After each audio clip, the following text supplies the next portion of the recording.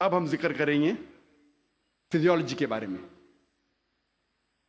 قرآن مجید 600 سال نازل ہونے کے بعد ابن نفیس نے ہمیں بتایا بلڈ سرکولیشن کے بارے میں، کس طریقے سے خون رگوں میں دوڑتا ہے۔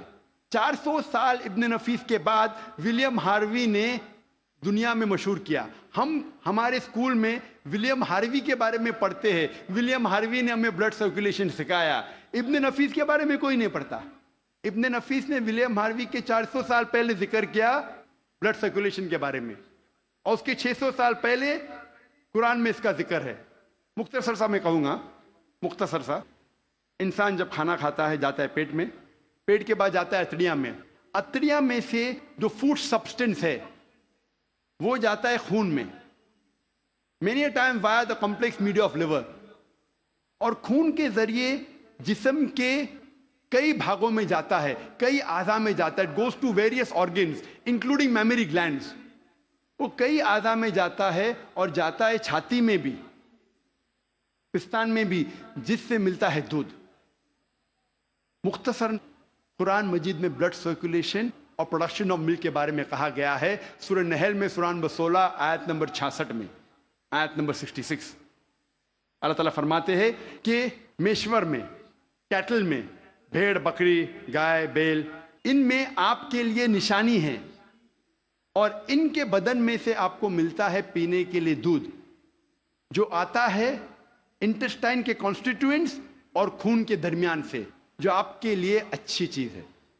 اس کا ذکر ہے سورہ مومنون میں، سورہ نمبر 23 آیت نمبر 21 میں، کہ کیٹل میں آپ کے لیے ایک نشانی ہے، ان کے بدن سے آپ کو ملتا ہے دودھ، اور ان میں بہت سے فائدے ہیں، اس کا گوشت آپ کھا سکتے ہیں۔ قرآن مجید میں production of milk and blood circulation کے بارے میں ذکر ہے ان اے نٹ شیل 1400 سال پہلے۔ اب ہم ذکر کریں گے ایمبریولوجی کے بارے میں۔ ایمبریولوجی سائنس کا وہ بھاگ ہے جو خصوصاً جب ماں کے رحم میں بچہ پیدا ہوتا ہے اور کس طریقے سے شروع ہو کے بڑھتا ہے، 9 مہینے تک تقریباً ماں کے رحم میں رہتا ہے، اس کے سٹڈی کو کہتے ہیں انگریزی میں ایمبریولوجی۔ ماں کے رحم میں جو بچہ پیدا ہوتا ہے، آہستہ آہستہ بڑھتا ہے، اس کے سٹڈی کو انگریزی میں کہتے ہیں ایمبریولوجی۔ کئی عربوں نے جتنے بھی قرآن مجید کی آیتیں ہیں جو ایمبریولوجی کے بارے میں ذکر کرتی ہے اور حدیث ہے، اس کو اکٹھا کیا اور قرآن مجید کی آیت کے اوپر عمل کیا۔ سورہ نحل سورہ 16 آیت نمبر 43 اور سورہ انبیاء سورہ نمبر 21 آیت نمبر 7 میں اللہ تعالیٰ فرماتے فَاسْأَلُوا أَهْلَ الذِّكْرِ إِن كُنتُمْ لَا تَعْلَمُونَ، اگر آپ نہیں جانتے تو اس کے پاس جائیے جو ماہر ہے، اس سے پوچھئے جو ماہر ہے، چاہے وہ مسلم یا غیر مسلم ہو۔ اگر آپ نہیں جانتے تو اس سے پوچھئے قرآن کے بارے میں جو اس فن کا ماہر ہے۔ تو کئی عربوں نے ساری آیتیں اور حدیث سے جو ایمبریولوجی کے بارے میں ذکر کرتے اور لے گئے تقریباً 30 سال پہلے، 1980 کے پہلے، ان 1970s، 30-40 سال پہلے، اور لے گئے پروفیسر کیتھ مور کے پاس۔ وہ مسلمان نہیں تھا۔ پروفیسر کیتھ مور اس وقت سارے دنیا کا سب سے بہترین ماہر تھا ایمبریولوجی میں۔ وہ ڈپارٹمنٹ آف اناٹومی کا ہیڈ تھا in university of Toronto Canada میں۔ پروفیسر کیتھ مور کو ساری آیتوں اور حدیث کا ترجمہ پیش کیے اور کہا اس کے بارے میں آپ کو کیا کہنا ہے۔ تو پروفیسر کیتھ مور نے کہا کہ اکثر جو قرآن مجید اور حدیث میں ایمبریولوجی کے بارے میں لکھا ہے وہ 100% صحیح ہے، لیکن کچھ آیتوں کے بارے میں نہیں کہہ سکتا ہوں کہ صحیح ہے، میں یہ بھی نہیں کہہ سکتا ہوں کہ غلط ہے، کیونکہ میں خود بھی نہیں جانتا ہوں۔ اور 2 ایسے آیت تھے، جو پہلے 2 آیت جو نازل کی گئے تھے، سورہ اقرا سورہ علق سورہ نمبر 96 آیت نمبر 1 اور 2 جہاں اللہ تعالیٰ فرماتے اقرا بسم ربک الذی خلق خلق الانسان من علق، پڑھو اس کے نام سے جو خالق ہے، جس نے انسانوں کو بنایا ہے علقہ سے، خون کے لوتھڑے سے، جونک سے، لیچ لائک سبسٹنس سے۔ پروفیسر کیتھ مور نے کہا میں نہیں جانتا ہوں کہ ایمبریو جب بچہ پہلے سٹیج میں ہوتا ہے، مرحلے میں ہوتا ہے، وہ جونک جیسا لگتا ہے۔ تو پروفیسر کیتھ مور اپنے لیبارٹری میں گئے اور پاورفل مائکروسکوپ کے اندر دیکھا اور ایک جونک کی تصویر لی اور اسے کمپیئر کیا، اور وہ حیران ہو گئے یکسانیت پہ۔ اور اس کے بعد جب انہیں 80 سوالات پوچھے گئے ایمبریولوجی کے بارے میں جو قرآن اور حدیث میں ذکر آتا ہے، تو پروفیسر کیتھ مور نے کہا اگر آپ مجھے یہ 30 سال پہلے پوچھتے تو 50% سے زیادہ میں جواب نہیں دے سکتا تھا، کیونکہ embryology is a new branch which is developed in the field of medicine. وہ نئی برانچ ہے میڈیسن کی. اور پروفیسر کیتھ مور نے کہا کہ یہ کتاب قرآن مجید کوئی انسان لکھ ہی نہیں سکتا، اور مجھے کوئی شک نہیں ہے کہ یہ قرآن مجید خدا کی طرف سے ہے اور محمد صلی اللہ علیہ وسلم اس خدا کے پیغمبر ہے.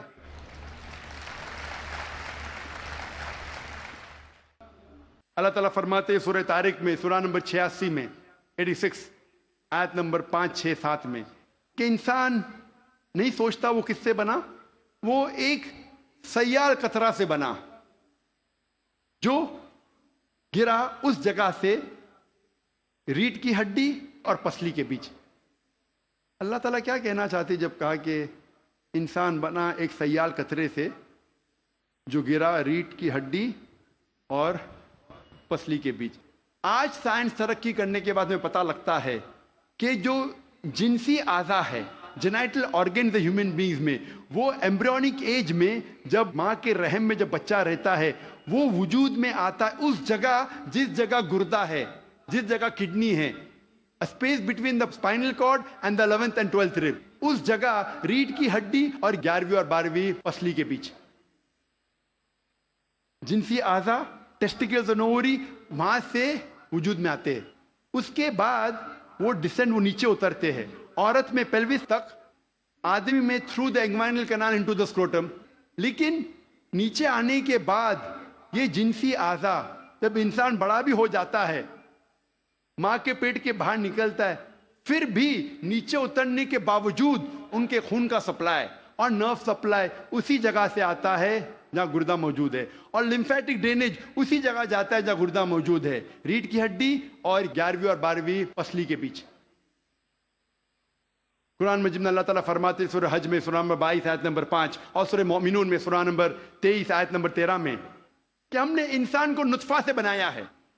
نطفہ کے معنی عربی میں ہے ایک چھوٹا سا سیال قطرہ، مائنیوٹ کوانٹٹی آف لکوڈ. جس طریقے سے آپ کپ کو خالی کرتے اور جو چھوٹا سا قطرہ سیال کا رہتا ہے، سیال قطرہ اسے کہتے ہیں نطفہ. اللہ تعالیٰ فرماتے ہیں سورہ سجدہ میں سورہ نمبر 32 آیت نمبر 8 میں ہم نے انسان کو بنایا ہے سلالہ سے. سلالہ کے معنی عربی میں ہے پورے حصے کا سب سے بہترین حصہ. سارے بھاگ کے سب سے بہترین بھاگ کو کہتے ہیں سلالہ. آج سائنس یہ کہتا ہے کہ 1 سمائنل ایمیشن میں 30 کروڑ سپرمز ہے. آدمی جب ایجیکولیٹ کرتا ہے عام طور پہ تقریباً 30 کروڑ سپرم ایجیکولیٹ کرتا ہے. اس میں سے صرف ایک ہی کافی ہے، اونلی 1 سپرماٹوزوا، ایک کافی ہے بیضے کو فرٹیلائز کرنے کے لیے، بوجھل کرنے کے لیے، ایک ہی کافی ہے. اس 30 کروڑ میں سے ایک کو قرآن کہتا ہے سلالہ، best part of the whole, سارے حصے کیا سب سے بہترین حصہ. اللہ تعالیٰ فرماتے ہیں سورہ انسان میں سورہ نمبر 76 آیت نمبر 2 میں ہم نے انسان کو تحفہ دیا ہے، صلاحیت دی ہے سننے کی اور دیکھنے کی. قرآن میں لکھا ہے سب سے پہلے آتی ہے انسان میں صلاحیت سننے کی. آج سائنس یہ کہتی ہے کہ 22ویں دن میں ماں کے پیٹ میں بچے کا کان اندرونی حصہ شروع ہوتا ہے اور 5ویں مہینے تک کمپلیٹ ہوتا ہے. 7ویں مہینے میں آنکھ کھلتی ہے. تو قرآن میں لکھا سب سے پہلے آتی ہے سننے کی صلاحیت، اس کے بعد دیکھنے کی. قرآن میں اس کا ذکر ہے سورہ سجدہ میں سورہ نمبر 32 آیت نمبر 9 میں بھی ہم نے انسان کو دی ہے صلاحیت سننے کی، سوچنے کی اور سمجھنے کی.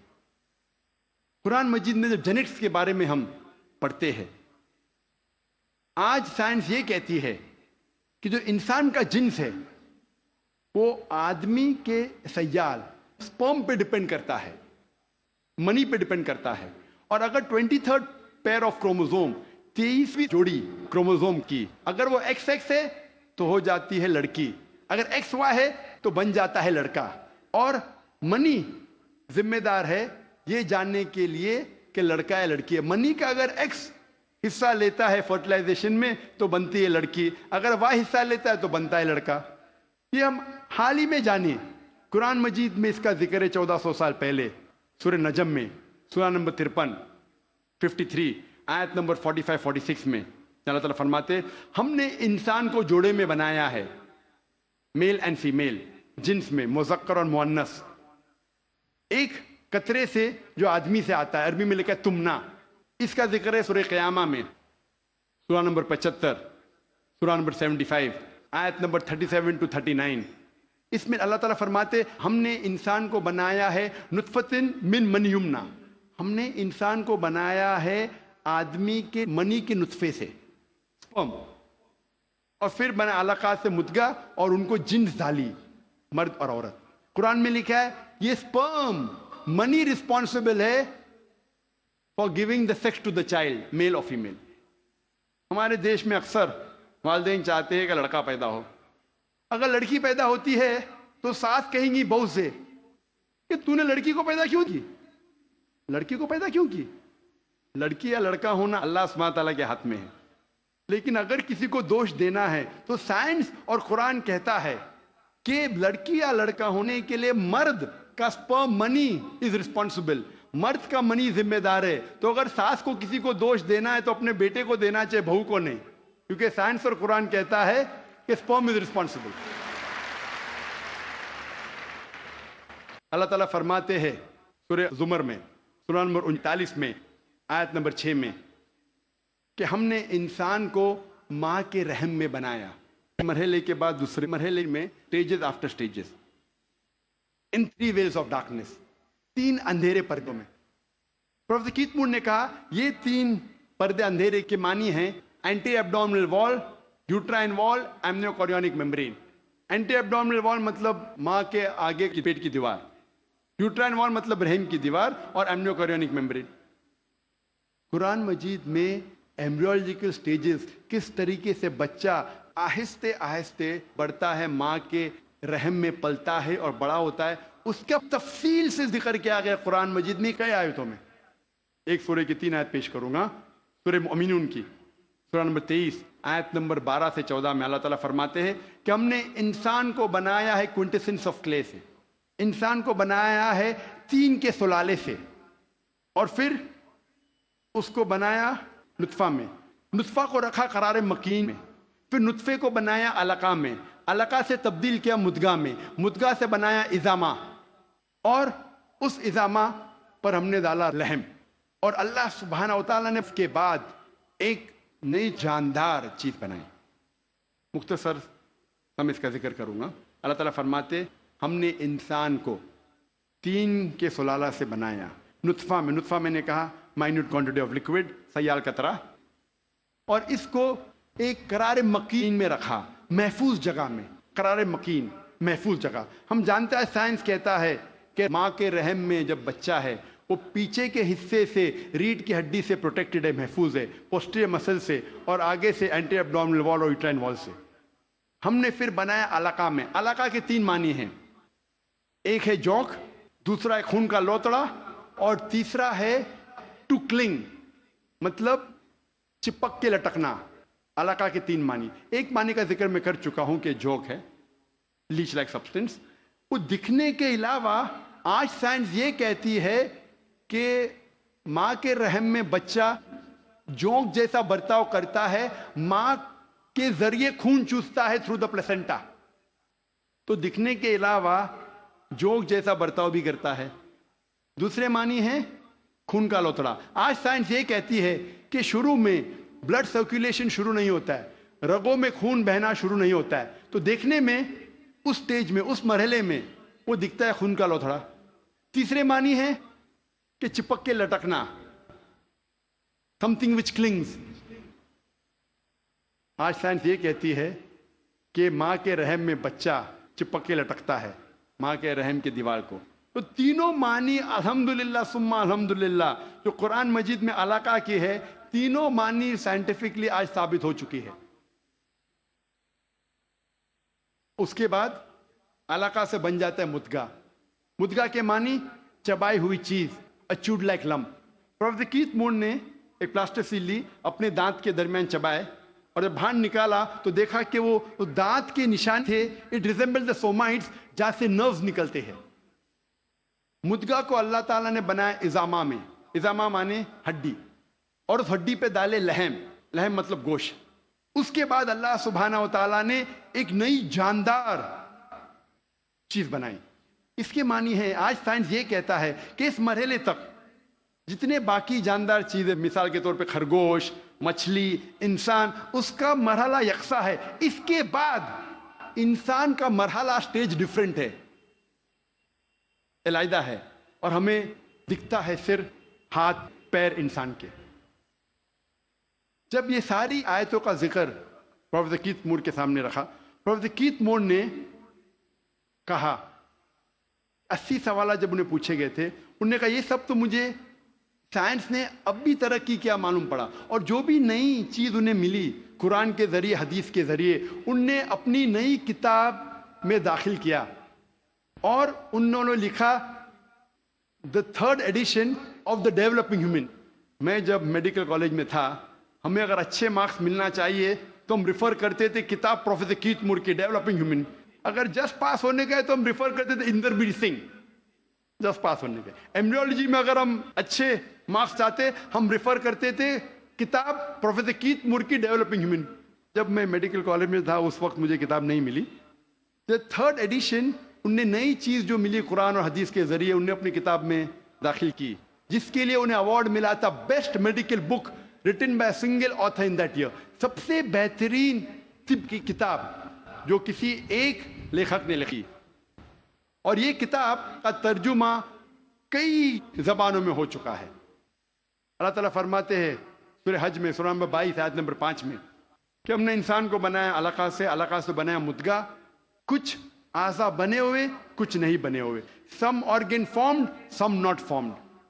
جب یہ آیت کا ترجمہ دکھایا گیا تھا پروفیسر مارشل جانسن کو, جو تھامس جیفرسن یونیورسٹی فیلاڈیلفیا USA کے جو ڈین تھے, انہوں نے کہا اگر اس مرحلے پہ ہم کہیں گے کہ یہ پورا انسان ہے, پورے اعضا بنے ہوئے ہیں, تو غلط ہے. کچھ اعضا نہیں بنے. اگر ہم کہیں گے یہ پورا انسان نہیں ہے تو یہ غلط ہے کہ کچھ اعضا بنے ہیں. تو قرآن مجید میں جو تفصیل سے ذکر آتا ہے کہ some organ formed, some not formed, اس سے بہترین ڈسکرپشن کوئی میڈیکل کتاب میں آپ کو نہیں ملے گی.